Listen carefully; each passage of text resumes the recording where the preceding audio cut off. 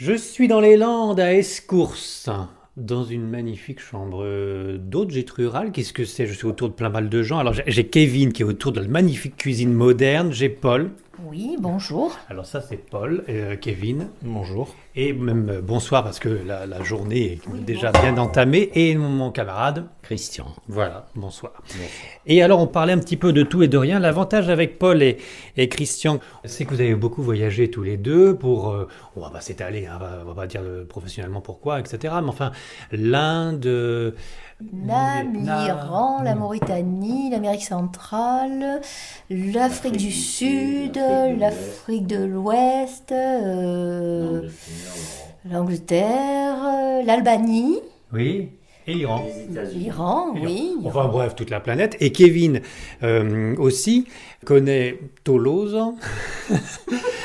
mais aussi s'est promené... Aux Bahamas, aux États-Unis, le Maroc, la Thaïlande. J'ai fait un petit tour en Inde aussi. c'est pratique tout ça. Et Et on parlait de tout et de rien, mais on parlait surtout de phénomènes ou d'expériences un petit peu paranormales. Alors, sans aller trop dans les fantasmes de l'irréel, je voulais faire un petit compte-rendu au fur et à mesure autour de la table de la cuisine, on en profitait pour éventuellement d'attaquer un petit foie gras. Mais enfin, on est dans les Landes, hein, c'est normal. Exactement. Et là, avec Kevin, déjà, nous parlions d'une... C'était pas surnaturel, mais enfin, nous parlions d'une expérience qui avait eu lieu en ce qui te concerne, d'un guérisseur qui t'a enlevé le feu pour un zona. Voilà, on fait Ça, court, mais enfin, bon, tu l'as vécu? oui, oui, effectivement. Enfin, je l'ai vécu. Après, ça a été le premier et le seul zona de ma vie, donc Ça du guérit mal à encore mieux, faire- alors oui. du mal à faire la comparaison avec ce qui s'est passé. Oui. Enfin, avec ce que, enfin, Avec les autres, oui, oui. Mais là, c'était à Toulouse, c'est ça? ça, c'était à Toulouse. Et donc, t'es venu avec ton zona dans un hôpital? Oui, en fait, j'ai eu ce zona. Ça a été une des conséquences d'une chimiothérapie que j'ai suivie. Ouais. Et après la chimiothérapie, on a tout un tas de problèmes annexes qui surviennent. Et pour ma part, mais c'est assez fréquent pour les gens qui ont vécu ça, ça a été un zona qui s'est développé sur le visage. Oui, ce qui fait hyper mal, Ça fait assez mal et fatigue énormément. ouais. Et la médecine actuelle se déclare incompétente complètement et conseille, si jamais, d'aller voir un rebouteux ou un guérisseur parce que bon, si ça fait pas de bien, ça fait pas de mal non plus. C'est ce qu'ils t'ont donc dit à Ouais. l'hôpital du côté de Tout à Toulouse. fait. L'interne, c'est ce que l'interne m'a conseillé de faire, à défaut de pouvoir me proposer lui une solution. Alors, tu étais quand même sous chimio, ce que je ne savais pas quand on en avait discuté il y a de ça une heure. Je l'avais fini, ouais. Ouais. Là, il t'envoyait pas voir le guérisseur pour un problème de cancer quand même. Là, ça, Non, pas du tout. Donc ça guérit pas tout non plus. Non, absolument pas. Non, j'étais très bien soigné d'ailleurs à Toulouse.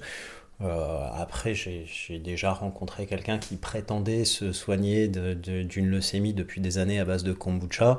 C'est quoi ça, kombucha? C'est une espèce de champignon, Ouais. en fait. C'est assez rigolo. On dirait un petit peu un mix entre un champignon et une méduse. C'est très appétissant. Non, mais Ouais. on peut faire pousser ça dans du liquide. Moi, j'en ai déjà fait pousser dans du thé glacé à la pêche. Ça marche très bien. Et c'est bon, ça se mange? C'est quoi? Je sais pas. Moi, j'ai pas essayé de le manger. En fait, ça ne se mange pas, c'est comme une levure, je dirais. C'est un champignon, c'est comme une levure. On doit mettre la mère dans un bocal hermétique et on rajoute le liquide qu'on veut. Ça peut être du Ouais. lait, ça peut être quelque chose. Et en fait, on boit le liquide, on laisse toujours C'est pas un peu comme le kéfir? Non. Non, ah, bah, je me trompais. C'est un espèce de champignon. Les Asiatiques Ouais, utilisent beaucoup ça. Mais pour se soigner? Oui, Ouais. Et c'est marrant parce que ça, en fait, Ça ça va marche. se diviser voilà. aussi. Ça se multiplie. Et toutes les semaines, grosso modo, imagine une espèce de grosse crêpe, Oui. un peu gélatineuse. Oui. Et en fait, toutes les semaines, ta crêpe, elle se sépare en deux crêpes.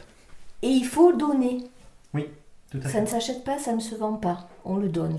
Ça, non, mais je ne savais pas. Et c'est asiatique, ça? Oui. Le kombucha. Kombucha. Et ça soigne de tout? ou C'est comme je te dis, moi j'ai rencontré quelqu'un au cours d'un festival, c'était à peu près à l'époque où j'étais malade d'ailleurs. Un festival sur les champignons, Non, hallucinogènes. non, presque, c'était un festival de reggae, donc... Pas loin, oui, oui. Et moi justement c'était un peu après mon traitement et puis on discutait, on en est venu à discuter de ça, je ne sais plus pourquoi. Lui, il t'a dit qu'il s'est soigné à coup de ça. Et lui me disait qu'il avait fui l'hôpital parce qu'il supportait plus les chimiothérapies. Oui. Qu'il avait rencontré quelqu'un qui lui avait parlé justement du kombucha et que les docteurs qui lui donnaient 6 mois, là ça faisait 3 ans qu'il survivait. Qui survivait, mais il ne guérissait pas. Et en même temps, moi quand je l'ai rencontré, il dansait le reggae. Bon. Ouais, il m'avait pas l'air si mal que ça. Alors après, c'est une rencontre qu'on fait... oui, c'est du blabla, on sait jamais, il faut vérifier, etc. Mais lui, il te disait qu'il en prenait toutes les semaines, tous les matins ou... Tous les jours, je crois, un truc comme ça. Ah oui, alors à vie, tu manges de ce champignon pour quoi? Pour régénérer des cellules, c'est ça? Je sais pas. A priori. A priori, ça aide à l'organisme de survivre, en tout cas. Bon, et donc, il faut aller voir un Chinois pour lui demander qu'il nous offre une galette de ce champignon gélatineux. Alors, moi, j'en avais eu un morceau. À Bordeaux, il y a un magasin, une épicerie asiatique qui s'appelle Eurasia. Ouais. Et c'est la dame de Eurasia qui nous en avait donné. Il faut le donner, on ne peut pas l'acheter. Non, ça ne se vend pas. Donc il y a quand même un gros côté superstitieux dans l'histoire. Exactement, et puis c'est comme quand on a un don, par exemple les dames qui savent enlever le feu ou faire ce genre de choses, les prières du feu, et on ne peut pas se faire payer pour... En théorie. Oui, en théorie, on ne doit pas se faire payer. Quand on a ce don-là, on ne se fait pas payer. Ah ben ça tombe bien, alors on revient sur l'histoire de Kevin, qui devait donc aller voir un guérisseur pour lui enlever les brûlures de la chimio, si je comprends bien. La déclinaison peut-être, quand même. Hein. Et là, ça a marché, pour faire court. C'est passé en quoi? En 3-4 jours? Ah, quand même. Donc c'est pour ça que je dis, étant donné que j'avais pas de référence par rapport au traitement normal du zona, je ne saurais trop dire. J'ai eu le zona. Alors, notre ami a eu aussi le zona. Dans le dos, quand j'étais gamin. Combien de temps alors, si on se fait soigner normalement, on se le traite? Ça a pris au moins 15 jours. Et c'est traité par homéopathie.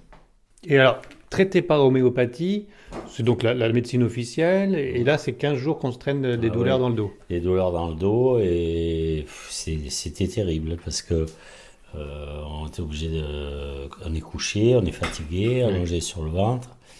Il y avait que, je me rappelle, ma mère me passait une crème qui faisait un peu de la fraîcheur, quoi, qui soulageait, mais bon, il a fallu bien 15 jours avant que ça disparaisse. Le zona, il a été guéri grâce à un guérisseur pour notre ami Kevin. Et toi, tu as eu pire que ça, toujours le côté à enlever le feu, la brûlure. Hein.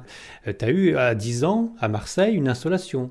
Une installation, et j'ai été guéri par une voisine qui s'appelait Madame Perrano, la pauvre doit être morte depuis, parce qu'elle était déjà très âgée. Et quand elle a su que j'avais une installation, c'était une voisine, elle est venue avec... un torchon et un saladier en verre rempli d'eau, qu'elle a rempli d'eau.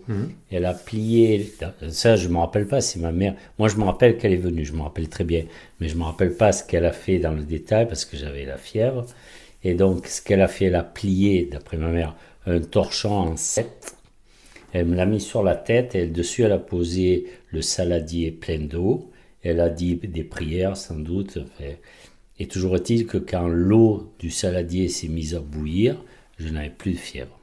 Ah ouais, mais alors disons, ta tête a réussi à faire bouillir l'eau dans le saladier. Je savais que tu étais très intellectuel, mais à ce point-là... Exactement. Et ça, tu t'en souviens pas, toi? On te l'a dit. Non, oui, non. Mais moi, j'avais 10 ans, tu n'étais pas dans le coma pour autant. Je me rappelle très bien de la dame, je me rappelle très bien qu'elle soit venue, et je me rappelle très bien que le lendemain, ça allait mieux, et 2 jours après, j'ai pu partir parce que le problème, c'est que je devais partir en colonie de vacances et avec une installation, les responsables de la colonie ne voulaient pas me prendre. Et il fallait que je guérisse avant. Donc, Mais Christian oublie une chose, c'est que il y a près de 40 ans maintenant, c'était au début où on était mariés, je crois, tu as eu une insolation quand on était à Montpellier. Oui, c'est parce qu'il a eu le coup de foudre en vous voyant, c'est normal. Ça, non, On était déjà mariés. Ah. Voilà.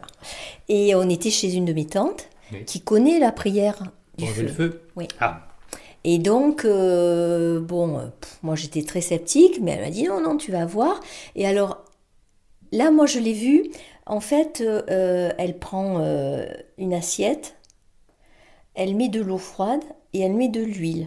c'est le côté corse, ça se fait pour savoir si on est marabouté ou pas. Je Les Corses ne font sais ça. pas, mais Oui, je vous sais, écoute. Voilà, elle a fait ça avec de l'huile et donc ça faisait une grosse tache d'huile dans l'eau.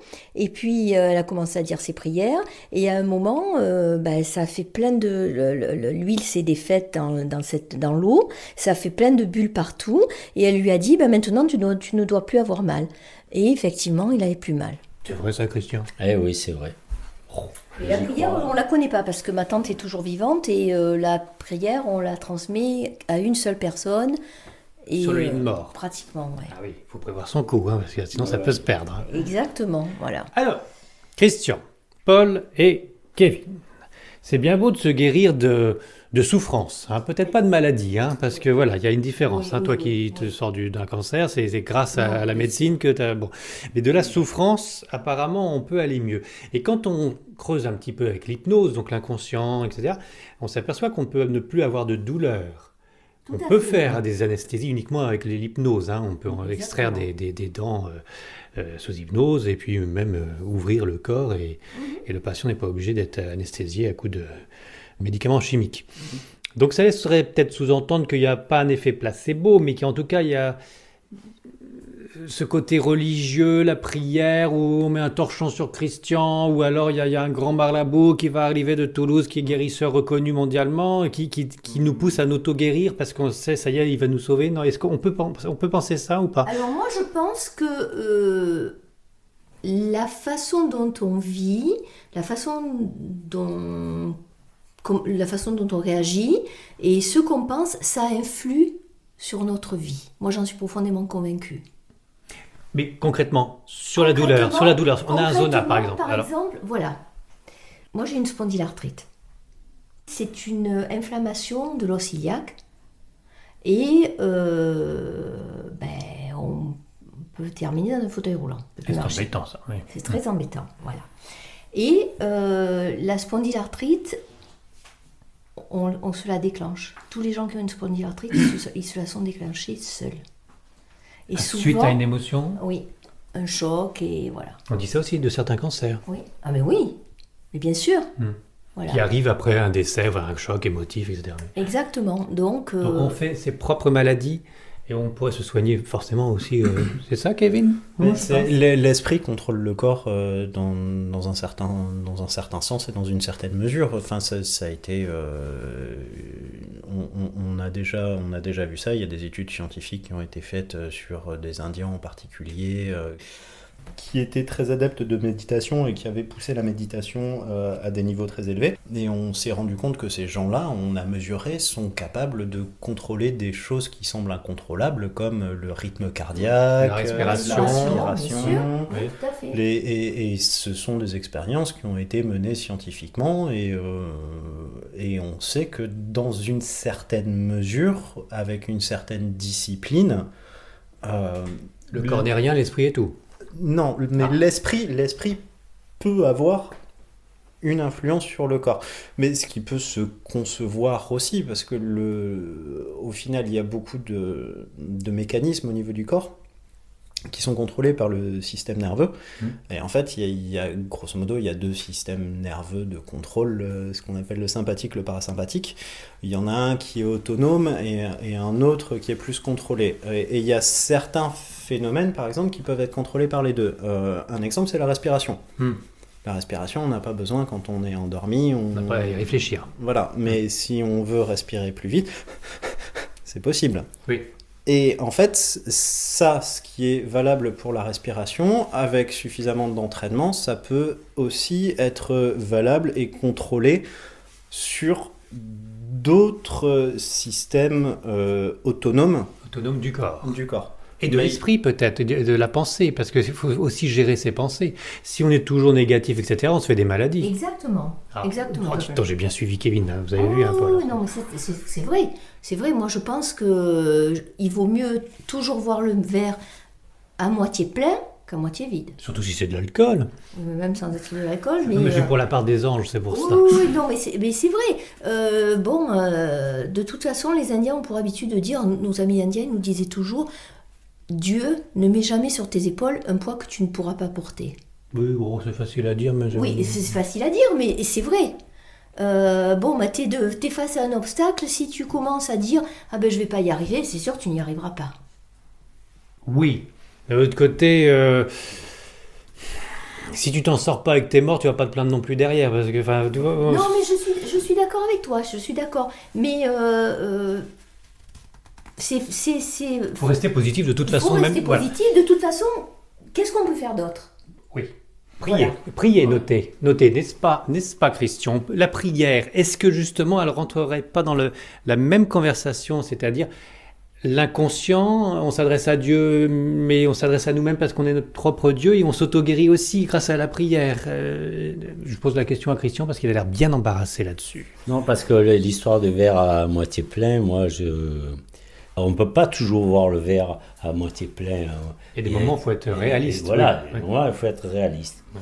Maintenant, la prière, moi, je pense, c'est vrai que si on se connaît bien, je pense qu'on peut influer sur sa santé, si on se connaît bien.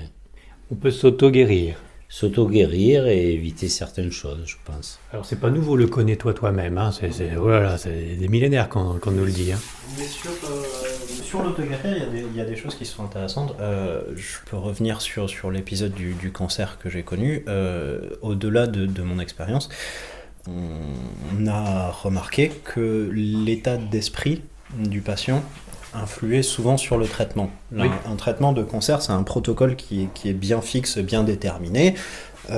Pour l'avoir vécu, on vous examine, on vous fait des biopsies, on va repérer des marqueurs cellulaires, tac, tac, tac. Votre cancer, il se définit dans telle catégorie. C'était quoi comme cancer? Une sorte de leucémie, un lymphome, Ah, un dis donc, cancer ouais. du système immunitaire. Et donc, une fois qu'on a repéré le truc avec les marqueurs qui vont bien, boum, boum, boum, protocole. Et le protocole, il est fixe, Mais même dans ces cas-là, où normalement on peut se dire on a toute une série de marqueurs scientifiques, donc le protocole, il n'a pas vraiment de raison de changer. Oui. On se rend compte que suivant l'état d'esprit du patient, le protocole, on peut l'allonger ou l'alourdir. Dans mon cas, moi j'avais 20 ans, j'étais un petit peu, yallah, tout fou et tout, ouais c'est bon, c'est pas grave. Oui. Et Ça je m'a me sûrement suis... aidé alors. Ah ben je me suis retrouvé avec un protocole qui a été très très très largement allégé. Donc là, c'est le côté verre à moitié plein, Plein. parce que là, c'est carrément de l'inconscience. Mais voilà, j'étais jeune et puis oh pouf, je m'en sortirai. Et là, ça aide. Ça a aidé et ça c'est quelque chose enfin, je m'invite si t'es intéressé à regarder les études qui ont été faites en médecine à ce niveau-là, mais très très clairement sur des cas de cancer, j'aime bien parler du cancer en fait parce que c'est une maladie où on sait que a priori la médecine alternative ne marche pas. Ça peut soulager éventuellement. Mais C'est voilà, si on veut traiter un cancer, faut sortir l'artillerie lourde, faut même les homéopathes par exemple. Moi, personnellement, l'homéopathie c'est pas mon truc. Ouais. Voilà, placebo. Un homéopathe qui remarque que vous avez un cancer, il vous dit pas vous prenez de ça. Il Non. vous dit vous allez voir un vrai médecin.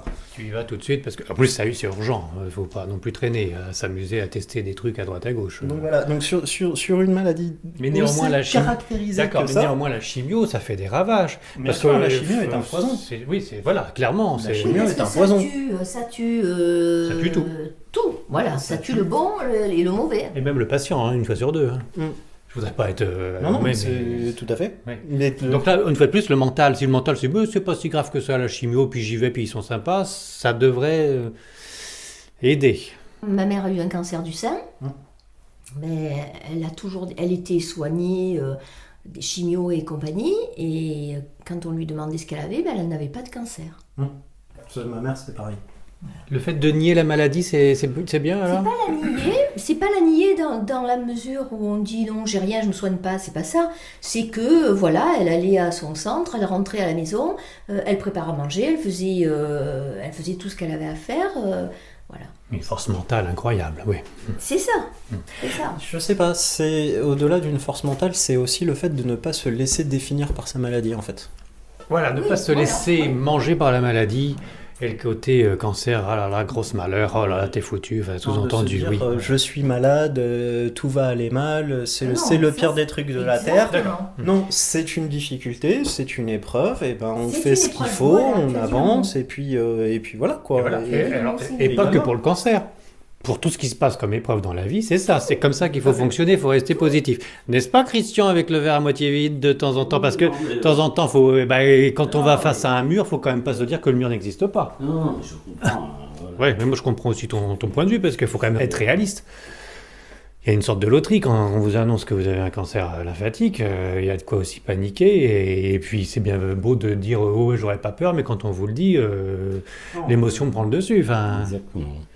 et si après, à cause de quelques émotions supplémentaires, on risque de pas guérir, ça tiendrait qu'à un petit fil comme ça pourrait être étrange un peu. On a un copain qui a 45 ans maintenant, Dean, et on lui a diagnostiqué il y a 7-8 ans un cancer des ganglions. Il est allé sur Internet, il a cherché, il a 10 ans, il a constaté qu'il y avait 5% de gens qui guérissaient. Du début, il a dit, je vais faire partie de ces 5%. Il y en a 5% qui en réchappent, je vais faire partie de... Et il n'a pas dévié de là.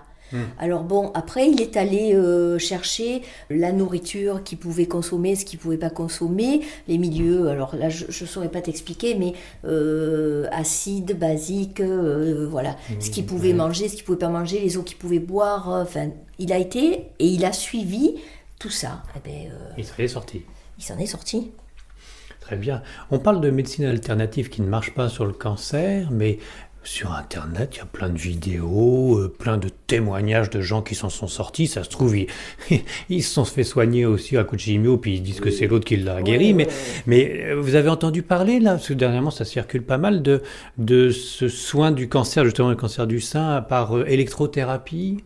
Il y a soi-disant un médecin allemand qui est fabuleux, qui soigne tout le monde. Ça sent l'arnaque à plein nez, avec quelqu'un qui profite du malheur des gens. Non, vous n'avez pas... Non. Par contre, il y a quelques années, j'étais pas bien et j'avais un ostéopathe qui me suivait à Toulouse. Il s'appelle Monsieur Feigna, je ne sais pas si tu as connu. Il est super. Et son frère, lui, est médecin et il soigne par hypnose, justement. Et donc, Monsieur Feigna, moi, j'étais très très mal à une époque et on m'a conseillé d'aller le voir. Je suis allée le voir et il m'a fait de l'ostéopathie crânienne et j'avais les yeux fermés et à un moment, je sentais qu'il déposait quelque chose sur mon plexus. C'était pas sexuel Pas du tout. Non, bon, d'accord. Non. Il déposait quelque chose, je sentais que c'était froid, je ne savais pas ce que c'était. Et il me demandait comment je me sentais à chaque fois. Et à un moment, j'avais l'impression qu'on m'enlevait un poids, et je lui dis, qu'est-ce que je suis bien maintenant? Il continue, et je lui dis, là c'est pareil, je suis bien. En fait, vous connaissez les fleurs de Bach? Oui. Bon, il avait toutes les fleurs de Différents Bach, élixirs, oui. voilà, dans des flacons, et il a posé, j'avais les yeux fermés, je ne savais pas ce qu'il faisait, il a posé sur mon plexus les flacons de fleurs de Bach. Mais ouvert? Non, même pas ouvert. Il les a posés, il les prenait un après l'autre. Et il a passé plusieurs fois le même, et chaque fois qu'il passait ce flacon, je me sentais bien. Le flacon d'une des fleurs de D'une Bach. des fleurs, voilà. Et alors, ça veut dire qu'après, il fallait en Et boire tout le temps après, il m'a dit, vous allez prendre ça. Et effectivement, dès que j'étais mal, la pipette dans la bouche. Alors, Quelle fleur de Bach c'était je me souviens plus ce que c'était il y a longtemps, je me souviens Et qu'est-ce que plus. c'était votre problème pour aller voir ce ostéo? Mais mon problème, c'est que je m'étouffais, j'arrivais pas à respirer, j'avais l'impression que l'air descendait pas. Il fallait prendre de l'eucalyptus, un petit peu d'huile essentielle Bon, non, mais d'eucalyptus. c'était pas ça, c'était nerveux. Ah oui, en plus, oui. C'était quelque chose de nerveux, c'était... voilà. D'accord, ben dites donc, il s'en passe des choses dans Non, les... mais et c'est surprenant quand même, parce que, moi je pensais que c'était des pierres ou quelque chose, comme certaines pierres ont des Votre propriétés. corps a donc réagi sur le flacon, Il a réagi sur le flacon. alors que vous aviez les yeux fermés et que... Tout, j'étais... voilà. Et donc là, quand on a les yeux fermés, on a l'imagination qui se déculpe. Oui, bien sûr, bien Et sûr. l'inconscient qui travaille encore plus. Il y avait un côté Exactement. hypnose comme il avait l'habitude de faire. Donc, Exactement. ouais, ouais. Alors Kevin, qu'est-ce que tu voulais dire Mais sur l'histoire de médecine alternative Qui- avec qui- les charlatans justement, il y a eu, je ne sais pas si tu as suivi le cas d'une Australienne qui avait vendu des millions de bouquins en prétendant s'être fait soigner d'un cancer simplement en modifiant son alimentation, qui s'est avérée être une charlatan. fraude complète et qui a été obligée de s'excuser publiquement. Et ce que je veux dire, c'est que quand on est malade, en fait, il faut croire au miracle, aux solutions miracles, aux solutions alternatives miracles. Je pense que il peut y avoir un côté dangereux.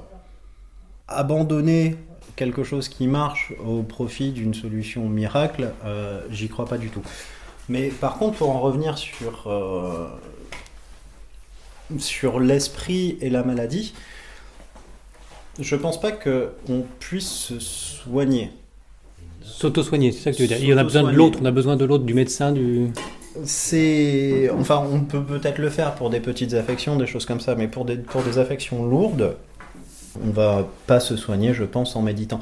Mais par contre, l'état d'esprit va avoir une influence sur la façon dont l'organisme récupère.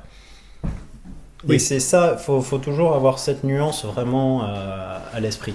Où c'est pas parce qu'on est positif qu'on va guérir, mais par contre, si on est positif, ça peut, et souvent ça aide Bien sûr. à guérir. Est-ce qu'on peut aller jusqu'à dire qu'il faudrait, quand on est dans une maladie assez longue, que le manger dans les hôpitaux, que les médecins et les infirmières devraient être antipathiques et désagréables pour qu'on ait envie de quitter l'hôpital le plus vite possible pour guérir plus vite? Non, parce que justement, ça rendrait l'expérience de l'hôpital extrêmement désagréable. Oui. Et les politiques qui sont menées à l'hôpital, d'ailleurs c'est dommage parce qu'on fait ça beaucoup avec les enfants. Mais on se rend compte que les enfants qui sont à l'hôpital et qui sont en général très mal, ben, on va amener des clowns, des activités, Oui. des choses comme ça. On va essayer de leur changer, de leur changer les idées, de leur remonter le moral, etc. Et on fait ça avec les enfants, c'est dommage Qu'on ne le fait pas pour les adultes. qu'on le fasse pas pour les adultes. Mais on commence à le faire, pas dans la même mesure, mais par exemple pour les dames, les coiffeuses, les esthéticiennes, les manucures, elles viennent maintenant à l'hôpital pour s'occuper justement des femmes qui sont malades, pour qu'elles aient une vie à peu près normale. Oui, mais au bout d'un moment, on n'a peut-être plus envie de guérir parce qu'on est bien, ils sont tous gentils, il y a de l'amour et puis on veut rester dans Non, l'hôpital. Non, non, c'est pas un risque non. ça? Non. Non, Non. non. Non, pas j'ai- sûr. Non, parce que c'est l'expérience de l'hôpital, c'est une expérience, enfin pour ma part, pour ce que j'en ai vécu, ça se rapproche de la prison. Bah oui. Déjà, la bouffe. Hein, ça s'appelle de la bouffe. Non, c'est pas, c'est pas tellement dans l'histoire de bouffe ou quoi. C'est que en fait, pour l'avoir vécu, moi j'étais enfermé dans une chambre dont je n'avais pas le droit de sortir vu Oui. que je n'avais plus de système immunitaire. Mais en fait, c'était quelqu'un d'autre qui décidait pour moi de savoir si je pouvais récupérer ma liberté individuelle ou pas. Et c'est dans ce sens-là où je dis que c'est une expérience qui est extrêmement proche de la prison, parce que notre liberté est enlevée par quelqu'un qui a le pouvoir de nous la rendre ou pas. Ça peut être aussi vécu par une injustice, là, parce qu'en prison, à la limite, t'as été jugé et t'es en prison, tandis que là, c'est injuste qu'on te fasse ça. Il peut y avoir ce côté-là. Après ça, le côté injuste, justement, ça va dépendre de l'état d'esprit de la personne. Et de ton rapport vis-à-vis de Dieu.